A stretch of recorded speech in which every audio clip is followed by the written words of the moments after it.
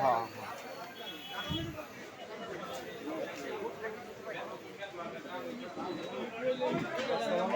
ওয়ালাইকুম সালাম, কি খবর বাতরা? ফল টলের দাম টাম কিরকম তাই জানবে রয়েছে আর কি।